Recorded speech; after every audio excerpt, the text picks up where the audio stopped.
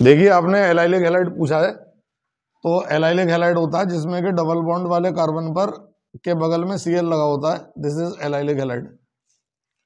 और ये SN1 के प्रति मोड ज्यादा रिएक्टिव होता है, SN1 रिएक्शन जल्दी देते हैं एलाइलिक हैलाइड जो होते हैं, they will give SN1 easily. और पूछिए क्या पूछना चाहते हैं।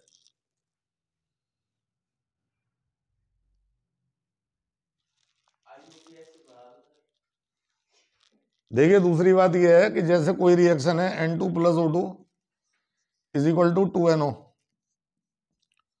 तो ये नाइट्रोजन का कंबस्टन हमेशा एंडोथर्मिक होता है। मैंने पहले भी आपको बात बताई थी, क्योंकि नाइट्रोजन इज केमिकली इनर्ट और ये काफी हीट ले लेता है कंबस्ट होने में, इसलिए एरोप्लेन के टायर में भी नाइट्रोजन को भरते हैं। मतलब हीलियम कम भरते हैं क्योंकि हीलियम बहुत महंगा है। तो बाकी जितने कंबस्टन हैं आप देखेंगे वो एक्सोथर्मिक हैं, बाकी जितने कंबस्टन हैं उसमें हीट निकलती है, बाकी सारे कंबस्टन एक्सोथर्मिक हैं, केवल नाइट्रोजन का कंबस्टन एंडोथर्मिक है। और एंडोथर्मिक की हीट प्लस में लेते हैं, इसका डेल्टा एच हो जाएगा +22.4 किलो जूल, और एक्सोथर्मिक की माइनस में लेंगे तो इसका डेल्टा एच हो जाएगा -94.6 किलो जूल। ये हमारी एंडोथर्मिक और एक्सोथर्मिक की हीट है, जो कि अगर प्लस में लेंगे तो एंडोथर्मिक की मानी जाएगी, माइनस में है तो एक्सोथर्मिक की मानी जाएगी। अगर एक न्यूमेरिकल आता है कि Kc की वैल्यू दी है 10 एट 300 केल्विन, बहुत इंपॉर्टेंट सवाल है, और 300 केल्विन पर हमें ये दिया हुआ है और डेल्टा जी मांग रहा है, देन हमारा फार्मूला होता है delta G is equal to -2.303 RT log Kc। और जब इसमें वैल्यू रख देंगे -2.303 8.314 इंटू 300 log Kc की जगह रख देते हैं 10, और यही मेरा आंसर आ जाएगा सॉल्व करके जूल में। और कैलकुलेशन ऑफ एंट्रोपी हमने पहले बताया था, क्योंकि एंट्रोपी ज़्यादा इंपॉर्टेंट है पेपर के हिसाब से। हाँ, तो जो एंट्रोपी है वो एक तो फिजिकल प्रोसेस है, जैसे वाटर सॉलिड से वाटर लिक्विड बन रहा है, ये हमारा फिजिकल प्रोसेस है। और फिजिकल प्रोसेस की जो एंट्रोपी होती है, entropy is equal to delta H upon T होता है। और अगर मुझे कह रहा है कि एट 300 केल्विन डेल्टा एच दे रखा है 276 किलो जूल पर मोल, और मैं एंट्रोपी निकालना चाहता हूँ, एंट्रोपी फिजिकल प्रोसेस की होती है delta H upon T. It means that 276 into 1000, इसे किलो जूल से हमने जूल बनाए हैं, टेम्परेचर केल्विन में नीचे ले लेंगे तो ये हमारा डेल्टा एस आया, जो कि हमारा जूल पर केल्विन में है डेल्टा एस। तो ये हमारी एंट्रोपी आ गई है। और इसके बाद फर्दर हम डेल्टा जी बराबर delta H minus T delta S भी लगा सकते हैं और डेल्टा जी भी निकाल सकते हैं। ये काफ़ी मेन सवाल हैं जो पेपर में आते हैं। और अगर कोई केमिकल रिएक्शन है A+B = C+D, तो इसमें क्या है कि डेल्टा एस जब निकालेंगे तो entropy of RHS minus entropy of LHS, S of C entropy of D, ये तो RHS के हो गए, माइनस LHS में entropy of A entropy of B, ये हमने माइनस कर लिया है। तो इस प्रकार से हमने डेल्टा एस निकाला है, चेंज इन एंट्रोपी। ये भी एक अपने आप में बहुत इंपॉर्टेंट कंसेप्ट है। और इसके बाद अब मैं थोड़ा सा इक्विलिब्रियम के कॉमन फंडे आपको बता रहा हूँ कि जो Kc होता है, Kc is the mole of RHS upon mole of LHS। ये चीज टेम्परेचर पे डिपेंडेंट नहीं होती, Kc is independent of temperature. लेकिन अगर मैं Kp की बात करूं तो Kp is proportional to temperature होता है।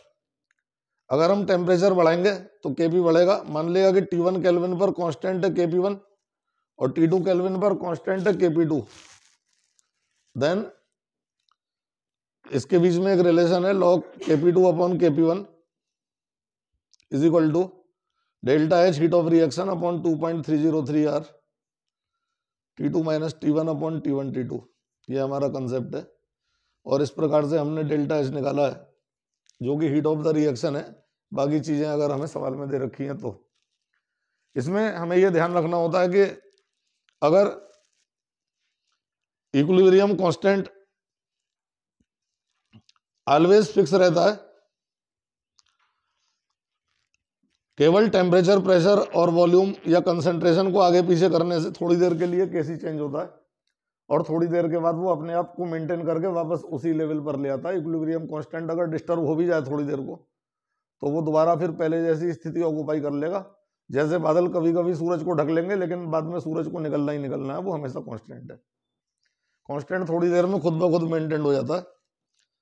और इसमें जो बातें आप और ध्यान रखेंगे कि अगर मोल सेट इक्विलिब्रियम दिए, मोल सेट इक्विलिब्रियम दिए हुए, मान लीजिए A is equal to B है तो Kc will be equal to moles of B upon moles of A. यहाँ पर हम मोल्स पर लीटर रख देंगे दोनों के।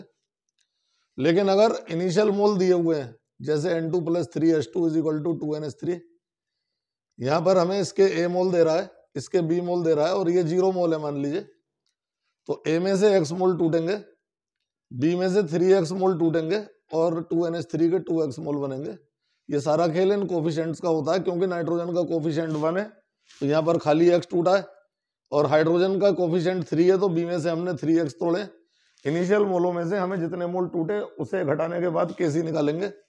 इसके बाद वॉल्यूम ऑफ द कंटेनर से डिवाइड करके ये सबके मोल्स पर लीटर आ गए और मोल्स पर लीटर निकालने के बाद हमारा होता है Kc is equal to RHS upon LHS, यानी कि 2x अपॉन V की power 2 upon A minus x upon V into B minus 3x upon V की पावर 3। ये कंसेप्ट हमारा बना है। तो ये हमारा Kc निकाल लिया हमने। और इस प्रकार के सवाल काफी आपको बोर्ड में, नीट में, जेई मेन में मिल जाते हैं। तो कभी भी इनिशियल मोल दिए हो तो इनिशियल मोल से Kc निकालना काफी आसान है। मान लीजिए कि आपको दे रहा है 2SO2 + O2 is equal to 2SO3। इसके अगर P मोल है और इसके Q मोल है तो हमेशा ध्यान रखिए P में से 2X जाएंगे क्योंकि ये 2 है, Q में से X जाएगा क्योंकि ये 1 है और ये फिर 2X बनेगा क्योंकि ये फिर से 2 है। वॉल्यूम से डिवाइड करके Kc will be equal to RHS upon LHS and we will calculate it, यानी कि 2x अपॉन V की power 2 upon P minus 2x upon V की power 2 into Q minus x upon V की power 1। Molecule की संख्या will भी power में चली जाएगी। इस प्रकार से इनिशियल मोलों से हम Kc निकालते हैं। एक ही कंसेप्ट अगर आप सीख लेंगे तो सवाल बदलते रहते हैं, कंसेप्ट वही रहता है, उसी प्रकार से मोल घटते बढ़ते हैं। बाकी इसमें एक और कंसेप्ट देखिए, जैसे कि अगर P + Q है और is equal to R + S बन रहा है, चारों के मैं 1-1 मोल ले रहा हूं और 1 लीटर का फ्लास्क है और Kc दे रखा है 16। मुझसे कहता है predict the direction of the reaction, तो मैं क्या करूंगा,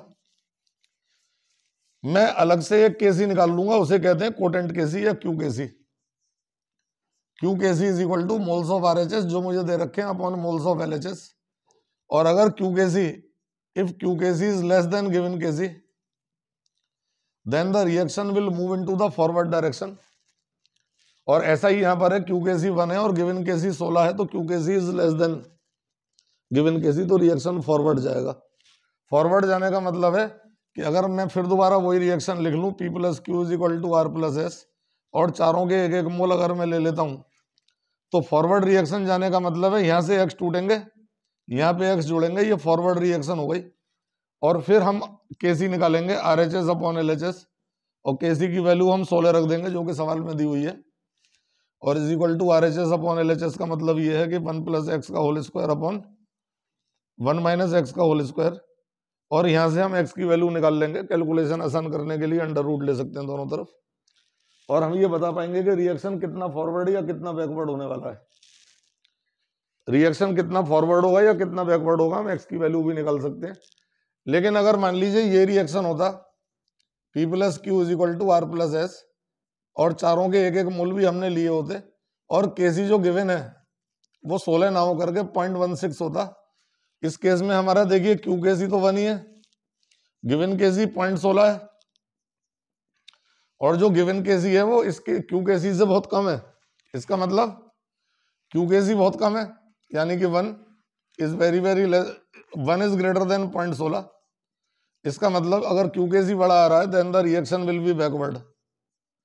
और बैकवर्ड का मतलब क्या है बैकवर्ड का मतलब ये है कि P plus Q is equal to R plus S. इसमें चारों के एक एक मोल है। बैकवर्ड रिएक्शन का मतलब ये है कि यहाँ से x जाएंगे, यहाँ से x जाएंगे तो यहाँ पे x आएंगे, यहाँ से x जाएंगे तो यहाँ पे x आएंगे। इसका मतलब ये है then given Kc is equal to 0.16 is equal to RHS upon LHS। फिर से हम x की वैल्यू निकाल लेंगे तो हमें पता चल जाएगा रिएक्शन कितनी बैकवर्ड या कितनी फॉरवर्ड जा रही है। ये हमारे इक्विलिब्रियम के कुछ बेसिक कंसेप्ट्स हैं जो पिछले वीडियो से मिस हो गए हैं, बाकी मैंने यहाँ बताए।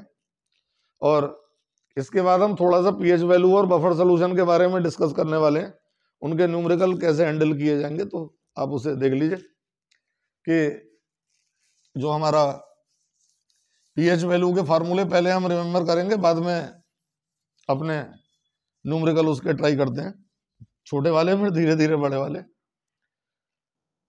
तो हम जानते हैं, देखिए pH वैल्यू पहला टॉपिक है। pH value is known as minus log of H positive ion.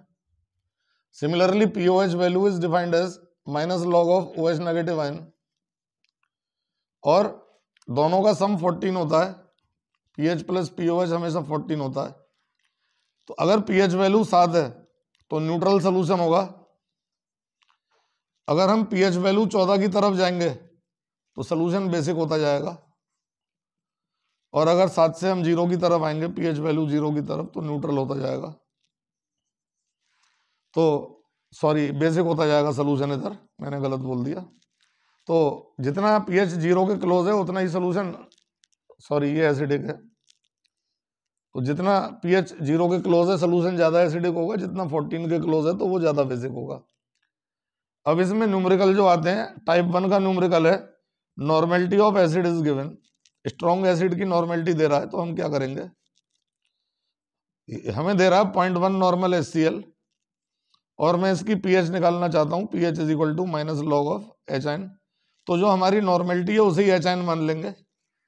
Normality को ही हमने HN मान लिया है, pH is equal to minus log of HN की जगह 0.1 रख देंगे, और हमारा pH is equal to solve करके 1 आएगा। इसे हम देख सकते हैं, इसको लिख सकते हैं माइनस लॉग 1/10, यानी कि प्लस लॉग 10, उल्टा कर देंगे तो ये माइनस का प्लस हो जाएगा, लॉग 10 इज 1। सिमिलरली अगर मैं एक और न्यूमेरिकल देखता हूँ 0.02 नॉर्मल H2SO4, इसकी pH बताना चाहते हैं, तो देखिए कंसेप्ट वही है टाइप 1 वाला, कि जो हमारी नॉर्मेलिटी है वो 0.02 है, और नॉर्मेलिटी को ही हम HN मान लेंगे, then pH will be equal to minus log HN, यानी कि इसे हम लिख देंगे माइनस लॉग 0.02, यानी कि माइनस लॉग 2/100, सॉल्व कर लेंगे, आंसर आ जाएगा हमारा। तो हमने ये समझा कि अगर एसिड की नॉर्मेलिटी हमें गिवन है तो उसे डायरेक्ट H पॉजिटिव आयन मान करके हम pH निकाल लेते हैं। देखिए दूसरा कंसेप्ट है इसमें कि अगर एसिड की मोलरिटी दी हुई है तो क्या करेंगे, तो मोलरिटी को हम पहले नॉर्मेलिटी में कन्वर्ट करेंगे, फिर हमारा सवाल इसी फॉर्मेट में आ जाता है। तो देखिए टाइप 2 के सवालों में हमें ये देखना है कि अगर 0.02 मोलर H2SO4 है तो इस मोलरिटी को नॉर्मेलिटी में कन्वर्ट करना है, तो 0.02 को हाइड्रोजन से मल्टीप्लाई करेंगे, कितने हाइड्रोजन है इसमें, 2, then the normality is obtained 0.04, और वही HN मानेंगे, then pH is equal to minus log of H positive ion, और हम H पॉजिटिव आयन की जगह ये रख देंगे माइनस लॉग ऑफ 0.04। इसी प्रकार से टाइप 3 में अगर बेस की नॉर्मेलिटी दी है, बेस की नॉर्मेलिटी गिवन है, तो हमें दिया हुआ है 0.02 नॉर्मल KOH, इसमें हमें नॉर्मेलिटी 0.02 दी है, वही OH माने जाएंगे, और OH माने जाने के बाद Kc इज इक्वल टू, पहले pOH निकालेंगे, pOH is equal to minus log OH, normality को OH की जगह रख देंगे, और जब pOH आ जाएगा उसे 14 में से घटाएंगे ये वाला फार्मूला लगाकर, तो जो pH निकलेगा वो मेरा आंसर है। ये टाइप 3 के सवाल हैं। अगर बेस की नॉर्मेलिटी दी है, बेस की नॉर्मेलिटी को डायरेक्ट OH मानेंगे, और OH मान करके हम pOH निकाल लेंगे। इसी में टाइप 4 में अगर बेस की मोलरिटी देता है, बेस की मोलरिटी अगर आपको देता है, तब फिर हमें उसे नॉर्मेलिटी में कन्वर्ट करना है। ध्यान दीजिए 0.02 नॉर्मल सॉरी मोलर CaOH का होल ट्वाइस है, तो 0.02 को नंबर ऑफ OH से मल्टीप्लाई करूंगा, 2 OH है तो 0.04 आएगा, इसे ही OH आयन मानेंगे। पहले POH निकालेंगे, POH is equal to minus log 0.04 और फिर PH plus POH is equal to 14 लगाएंगे और इसके बाद हम PH is equal to 14 minus POH करके PH निकाल लेंगे। तो ये हमारे PH वैल्यू के बेसिक वाले न्यूमेरिकल्स हैं, छोटे वाले। अपने अगले वीडियो में मैं आपको बड़े वाले न्यूमेरिकल्स के बारे में बताऊंगा, और अगर आपको वीडियो अच्छा लगा हो तो चैनल सब्सक्राइब कर लीजिएगा।